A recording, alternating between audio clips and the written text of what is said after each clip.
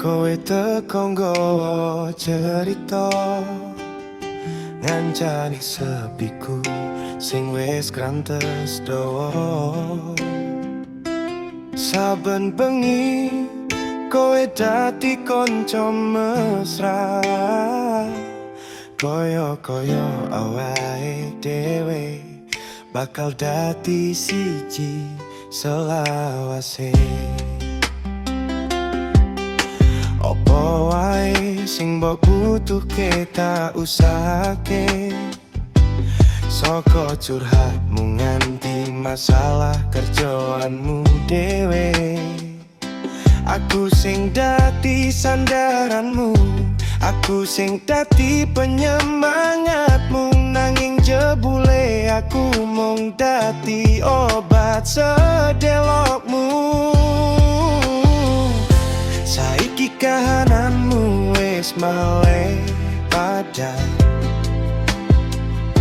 kowe wis nemu dalan sing mbok gadang-gadang. Nanging kok malah aku sing mbok buang.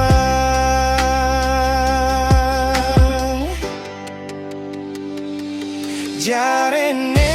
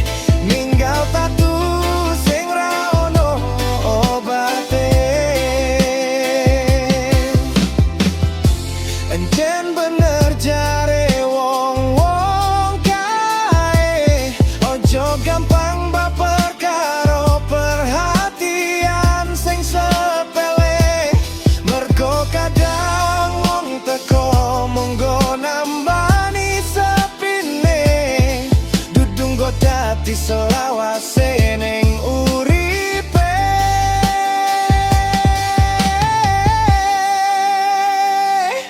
Jarene kowe butuh aku, jebule mong pas butuh wae.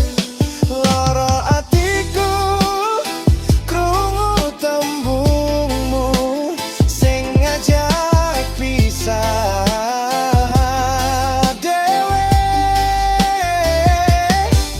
Kowe ngomong matur nuwun wis tau ngono, nanging saiki kowe milih wong liya sing luwih sampurna. Jaremu awake dhewe mung sebatas kanca cerita sing saiki wis rampung mergo tujuanmu wis tiba.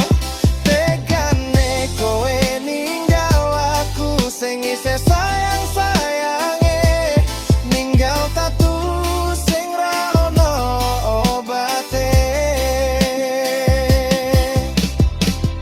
Ya wis lah, yen pancen karepmu ngono, aku mundur. Muga kowe nemu senengmu. Cukup semene cerita kene.